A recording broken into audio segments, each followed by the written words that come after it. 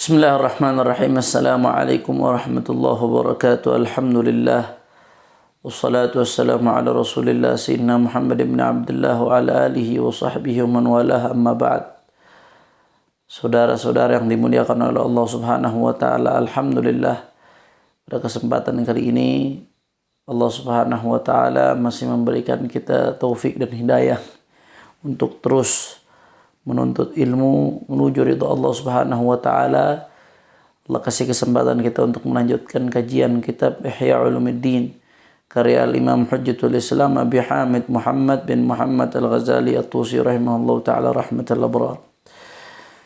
Kemarin kita sudah bahas panjang lebar bagaimana seseorang untuk bisa mendapatkan derajat shaumul khusus, puasanya orang VIP yang memang bisa mewujudkan tujuan la'allakum tattaqun, mewujudkan takwa pada seseorang.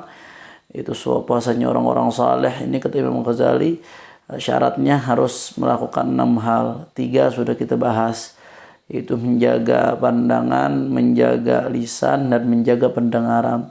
Sekarang kita akan masuk ke pembahasan yang keempat. Apa itu pembahasan yang keempat? Ar-rabi'u kafu baqiyatil jawarih anil atham minal yad wal rijl anil makarih wa kaful batni anil syubuhat waqtal iftar fala ma'na lisawmi wa huwa al-kaf anil ta'am al-halal thumma al-iftaru ala al-haram. Famithalu hadha as-sa'im mithalu man yabni qasran wa yahdimu misra fa inna at-ta'am al-halal innama yadurru bi kathratihi la bi naw'ihi fa-as-sawmu li taqlilihi wa tariku al-istikthari min ad-dawa'i. Naam. Khawfan min darari idza adda ila tanawul as-sum kana safihan. Wal haramu summun yuhliku ad-din. Wal halalu dawa'un yanfa'u qaliluhu wa yadurru kathiruhu. Wa qasdu as-sawmi taqliluhu. Naam. Al-Imam Al-Ghazali menjelaskan di sini bahwasanya yang keempat, syaratnya orang kalau puasanya betul-betul menjadikan dia orang yang bertakwa. Yang keempat, dia harus menjaga dirinya dari semua dosa. Kemarin kan sudah dibahas bagaimana menjaga matanya dari dosa mata, menjaga telinganya dari dosa telinga, menjaga lisan dari dosa lisan. Sekarang sisanya semua anggota tubuh mesti dijaga.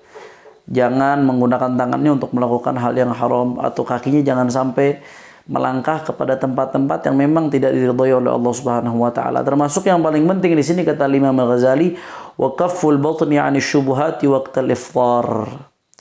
Yang paling penting adalah menahan perut dari syubhat, dari hal-hal yang syubhat. Nah, kapan? Waqtal iftar, ketika di iftar. Jadi jangan sampai makanan yang dipakai buat buka tuh sembarangan, apalagi sampai makanan yang syubhat, terlebih yang haram. Aduh, jangan. Kata Imam Ghazali, jangan. Fala ma'na li shaumi huwa al-kaf 'an at-ta'am al-halal thumma al-iftar 'ala al-haram. Apa artinya puasa? Puasa itu kan menahan diri dari makanan sekalipun yang halal. Tapi bukanya pakai yang haram. Dia nahan diri dari yang halal, tapi bukanya pakai yang haram. Apa artinya dia puasa? Indah sekali di sini Imam Ghazali menggambarkan orang yang seperti itu buka puasa dengan sesuatu yang haram, makanan yang haram. Haram ini nggak harus zatnya haram, kadang-kadang prosesnya haram. Misalkan dibeli pakai duit yang haram, pakai duit hasil nipu dan lain sebagainya. Perumpamaan mereka itu kata Imam Ghazali, orang yang buka puasa pakai sesuatu yang haram seperti orang yang bangun qasr, istana. Bangun satu rumah lah taruh.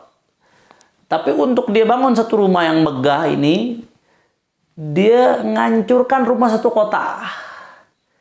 Jadi dia punya rumah satu kota tuh dihancurkan sama dia untuk bangun satu rumah doang. Dan itu pun rumah yang satu itu yang dibangun sama dia nggak butuhkan tempat-tempat yang lain, nggak butuh ngancurin yang lain, tapi dihancurin gara-gara bangun satu rumah itu. Ini orang yang seperti ini safi, orang bodoh. Orang bodoh mau ngapain dia gara-gara bangun satu rumah ngancurin rumah sebanyak-banyaknya. Nah, orang yang buka puasa dengan hal yang haram begitu. Safih. Ada sesuatu dengan akalnya. Kenapa? Dia pengen dapetin pahala satu, pahala puasa, tapi sisanya dihancurkan amal ibadahnya. Sholatnya dihancurkan gara-gara makan haram, doanya dihancurkan gara-gara makan haram, dan lain sebagainya, dan lain sebagainya. Jadi dia pengen dapetin satu pahala, tapi ibadah lainnya dihancurkan, habis diluluhlantahkan. Ini adalah orang yang bodoh, kata Imam Ghazali. Nah, begitu pula orang yang tadi puasa tapi bukannya pakai yang haram. Dia menahan diri dari makanan halal, tapi bukannya pakai yang haram. Makanan halal itu aslinya tidak menimbulkan bahaya. Nah, tapi kalau terlalu banyak menimbulkan bahaya. Tujuan puasa ini kan minimalisir makanan yang masuk ke perut kita, supaya bisa menekan hawa nafsu, meminimalisir. Kalau meminimalisir makanan yang halal tapi masukin yang haram, sama aja bodong. Ibarat orang yang dia diet dari makanan-makanan, diminimalisir, tapi makan racun. Apa artinya? Mati. Diet buat ngindarin penyakit, makanan diminimalisir, segala macam makanan yang mengandung kolesterol, makanan yang mengandung ini diminimalisir tuh. Tapi racun ditelan. Nah, makanan haram tuh racun buat tubuh kita, racun untuk agama kita, racun untuk ibadah kita. Allah tolak ibadah orang yang di perutnya ada makanan haram. Allah tolak doa seseorang yang di perutnya ada makanan haram. Racun yang rusak agama seseorang. Dia makan racun, tapi dia diet dari makan makanan lain. Itu ada sesuatu dengan akalnya. Nah, waqala sallallahu alaihi wasallam, kam min sa'imin laysa lahu min shawmihi illa al-ju' wal 'atash. Faqila huwa alladhi yufṭir 'ala al-haram wa qila huwa alladhi yumsik 'ala at-ta'am al-halal wa yufṭir 'ala luhum an-nas bil ghiba wa hiya haram wa qila huwa alladhi la yahfaz jawarihahu 'anil atham. Nabi sallallahu alaihi wasallam mengatakan, berapa banyak orang yang puasa, kam min sha'imin laysa lahu min siyamihi, dia enggak dapat apa-apa dari puasanya kecuali haus dan lapar. Enggak, pahalanya enggak ada, rontok. Nah, ini ulama macam-macam, kata Imam Ghazali dalam menafsirkan hadis ini. Ada yang mengatakan orang yang enggak dapat apa-apa dari puasanya itu, cuma dapat lapar sama haus doang, itu adalah orang alladzi yuftir 'alal haram, buka puasanya pakai yang haram, rontok pahala puasanya. Ada lagi yang mengatakan yang seperti itu yang pahala puasanya rontok. Yang pahala puasanya rontok adalah walladzi yumsik 'anil ta'amil halal wa yuftir 'ala luhumin nas bil ghiba wa hiya haram. Dia enggak makan makanan yang halal, puasa, menahan diri enggak makan minum, tapi makan daging orang yang haram. Sama aja bohong. Rontok pahala puasanya. Ada yang mengatakan maksudnya hadis ini walladzi la yahfaz jawarihahu 'anil atham. Nah, yang dia enggak menjaga dirinya dari dosa. Puasa tapi maksiatnya tetap jalan, rontok pahala puasanya. Tiga-tiganya masuk untuk keumuman makna hadis ini. Al-khamis, yang kelima itu jadi yang keempat. Yang keempat, jaga buka puasa atau makanan kita jaga, jangan makan makanan yang haram. Jangankan yang haram, yang enggak sehat aja lebih baik dihindarin. Buka puasa biasakan dengan korma, habis korma minum air putih. Jangan buka puasa langsung hantem es, langsung, bukan baru azan tok dung Allahu Akbar. Nasi sebakul langsung jebol itu perut nanti. Jangan korma dulu, ikutin sunnah Nabi, jumlahnya ganjil. Itu sangat baik manfaatnya untuk tubuh. Habis itu minum air putih, habis itu sholat, habis sholat baru lanjut makan nasi. Itu pun jangan terlalu banyak, nanti akan dijelaskan oleh Imam Al-Ghazali, supaya faedah puasanya itu tetap ada, cahayanya tetap dapat ya. Nah, kemudian yang kelima, Imam Ghazali melanjutkan syaratnya orang mau jadi puasanya adalah puasa khusus. An la yastakthir min at-ta'amil halal waqt al-iftar bihaythu yamtali wujufuh. Fama min wi'ain abghadu ila Allah azza wa jalla min batnin mali'in min halal. Allah. Ma mala ibnu Adam wi'a'an syarran min batnih. Kama qala. Kata beliau yang kelima syaratnya untuk jadi shaumul khusus, selain tadi dijelaskan makannya, bukanya harus yang halal, sahurnya harus yang halal. Yang kelima, kalau halal sekalipun jangan terlalu banyak. Meskipun makanannya halal, tapi bukanya jangan terlalu banyak, direm-rem. Jangan sampai perutnya itu sampai kembung gara-gara makan, jangan. Dalam satu riwayat, Nabi mengatakan tidak ada wadah yang lebih dibenci oleh Allah Subhanahu wa Ta'ala melebihi perut yang penuh dengan makanan. itu adalah dibenci oleh Allah, karena memang efeknya itu nanti panjang, dia bikin orang jadi malas ibadah, bikin orang jadi malas bergerak, dan bisa menimbulkan banyak penyakit dan lain sebagainya. Nahnu qaumun la na'kul hatta naju' fa idza akalna la nashba'. Kami adalah kaum, dalam satu riwayat, tidak makan kecuali kami udah dalam keadaan lapar. Kalau nggak lapar nggak makan. Wa idza akalna la nashba'. Tapi kalau kami udah makan, ya kami nggak sampai kenyang. Jadi makannya ketika udah lapar, makannya nggak sampai kenyang. Itu sir daripada, rahasia daripada kedokteran. Jaga perut.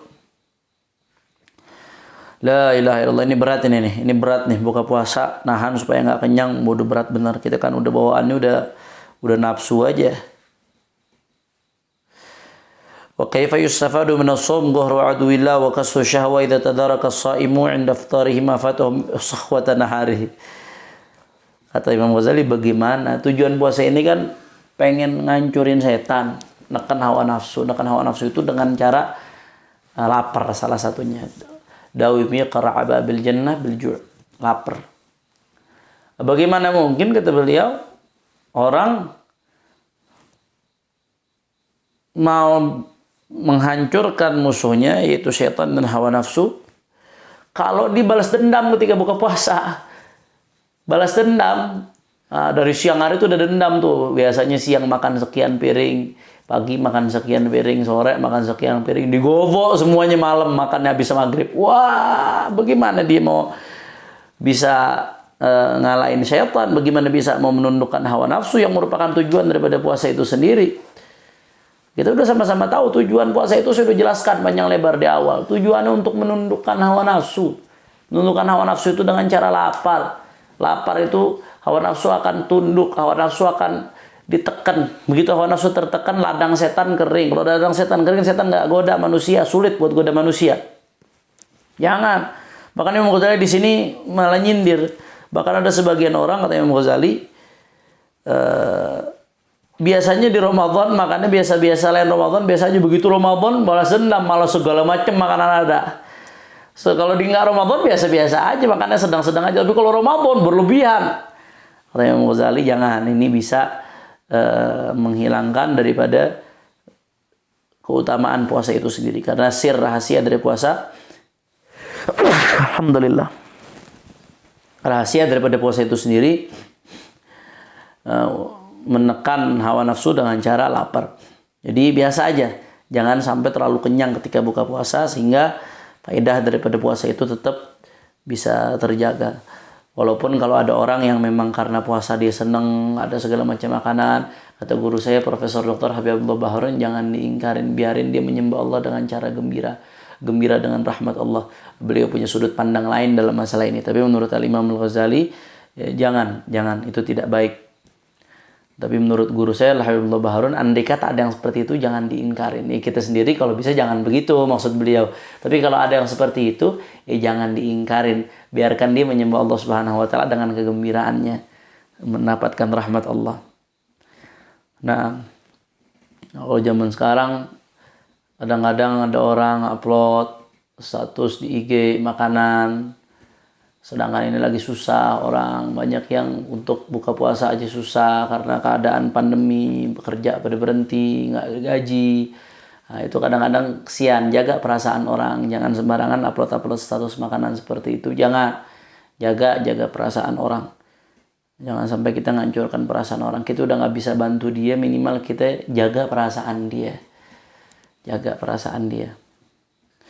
Rabbana yu'in insyaallah. Dan termasuk kata beliau adabnya, kata Imam Ghazali, jangan terlalu lama tidur di siang hari.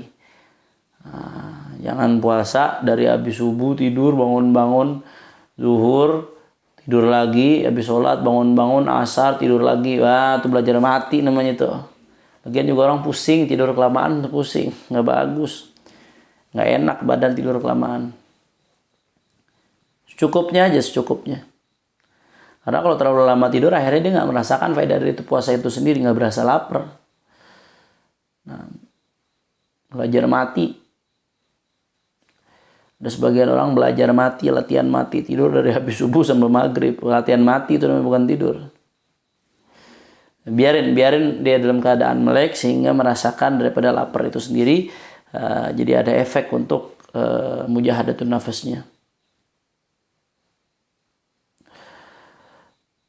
Nah, itu yang kelima. Jadi syaratnya kata Imam Ghazali kalau mau dapat shaumul khusus yang kelima ya makannya jangan terlalu berlebihan ketika buka atau sahur sehingga faedah dari puasa itu sendiri tetap terjaga. Dan yang keenam, yang terakhir, ini nih luar biasa ini. An yakuna qalbuhu ba'da al-iftar mu'allaqan muttariban bainal khawf war raja' idh laysa yadri atuqbila shawmuhu fa huwa minal muqarrabin aw rudda alayhi fa huwa minal mamqutin. Na'udzu billahi min dzalik. Wa liyakun kadzalika fi akhir kulli ibadah yafrugh minha. Allah. Yang keenam kata Imam Ghazali, hatinya setelah buka puasa itu jangan terlalu pede. Wah, udah pasti diterima puasa ana sama Allah. Jangan. Di satu sisi ada raja, ada harapan puasa kita diterima, husnudzon kepada Allah. Tapi di sisi lain harus ada khauf, ada rasa takut, khawatir, ya Allah, saya puasa ini banyak kekurangan ya Allah. Saya puasa ini masih banyak ngelihat yang haram ya Allah. Saya puasa ini belum bisa betul-betul menjaga diri saya ya Allah. Saya khawatir puasa saya tidak diterima ya Allah. Maafkan hamba ya Allah. Ampuni dosa-dosa hamba. Tetap ada khauf. Karena kalau kita sudah ada khauf, ada rasa takut, maka akan timbul harapan kepada Allah. Kita minta. Tapi kalau udah nggak ada rasa takut, maka akhirnya kita nggak minta sama Allah Subhanahu Wa Taala. Udah kepedean duluan. Jangan, nggak bagus seperti itu. Siapa yang tahu amal kita diterima atau enggak? Kita nggak ada yang tahu. Makanya ada salah satu ulama di Hadramut, ulama salaf mengatakan, andai kata saya tahu satu aja tasbih saya subhanallah diterima sama Allah, satu aja saya tahu, saya akan sedekah kepada seluruh penduduk kota Tarim. Karena nggak ada yang tahu, saking senangnya beliau kalau amalnya tahu. Nah, itu mereka khauf, ada khauf di satu sisi, ada rasa takut amalnya nggak diterima, di sisi lain ada rasa raja, berharap amalnya diterima, husnudzan kepada Allah Subhanahu Wa Taala. Nah, khauf raja ini harus seimbang. Kalau khauf raja seimbang, ibarat dua sayap burung akan bisa terbang. Tapi kalau khauf raja nggak seimbang, ibarat burung sayapnya cuma satu, nggak akan bisa terbang, jatuh dia. Kita kalau terlalu besar, nggak ada khauf sama sekali, akhirnya takutnya ujub nanti. Ujub ibadahnya. Harus ada rasa khauf supaya dia tetap tinggi harapannya kepada Allah Subhanahu Wa Taala. Dan bukan cuma puasa, semua ibadah begitu.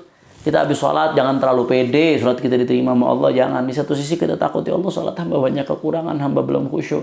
Ketika sholat, hamba menghadapmu, ya Allah, tapi pikiran hamba masih ada pada uang hamba, pikiran hamba masih ada pada bisnis hamba, pikiran hamba masih ada pada anak hamba, pikiran hamba masih ada pada perempuan yang hamba cintai. Padahal hamba sedang menghadapmu, ya Allah, maafkan hamba, ya Allah. Sholat hamba saja penuh dosa, bagaimana hamba nggak sholat? Ada rasa takut sama Allah. Di sisi lain ada rasa husnudzan, raja, berharap Allah terima. Itu semua ibadah seperti itu. Kalau kita punya perasaan seperti itu di semua ibadah, maka insya Allah harapan kita jadi semakin tinggi kepada Allah Subhanahu Wa Taala.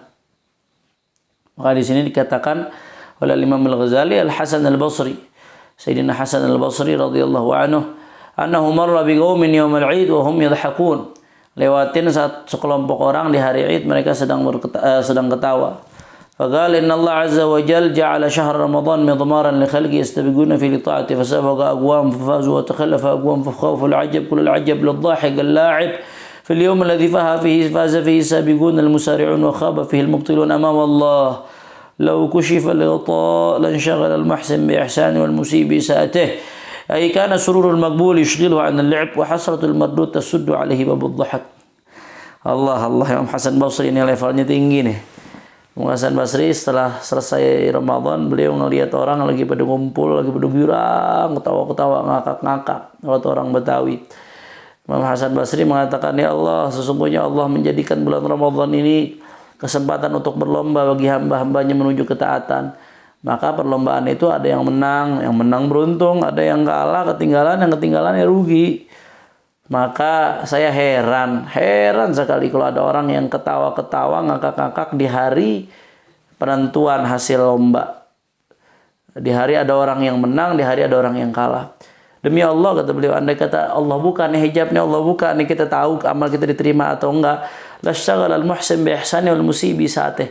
Orang-orang yang Allah terima amalnya, dia akan sibuk dengan syukur kepada Allah atas amal yang diterima, dan orang yang enggak Allah terima amalnya bakal sibuk minta ampun sama Allah Subhanahu Wa Taala.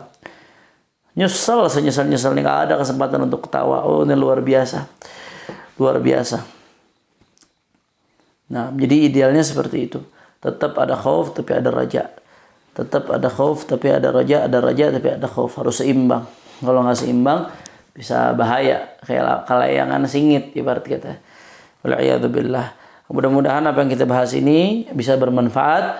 Kesimpulannya Imam Al-Ghazali menjelaskan kalau mau puasa kita shaumul khusus, puasa orang-orang yang khusus, puasanya orang-orang saleh, maka 6 syarat itu terpenuhi. Yang pertama, jaga pandangan. Yang kedua, jaga lisan. Yang ketiga, jaga telinga, jangan dengar kepada yang haram. Yang keempat, jaga semua tubuh kita dari maksiat, khususnya jangan makan yang haram. Yang kelima, jangan terlalu banyak makan ketika buka puasa, jangan berlebihan. Dan yang keenam, tetap ada rasa takut amalnya ditolak oleh Allah Subhanahu wa taala. 6 ini bisa kita lakukan, maka puasa kita adalah shaumul khusus, puasanya orang-orang khusus, puasanya orang-orang saleh, puasa yang Allah katakan la'allakum tattaqun, agar kalian bertakwa. Mudah-mudahan Allah terima puasa kita dan Allah jadikan kita termasuk orang-orang min ahli shaumul khusus. Ya Rabb, amin amin ya rabbal alamin. Ini saja yang saya sampaikan, mudah-mudahan bermanfaat. Hadani Allah wa iyyakum ila siratal mustaqim. Wa lahum minkum. Wassalamualaikum warahmatullahi wabarakatuh.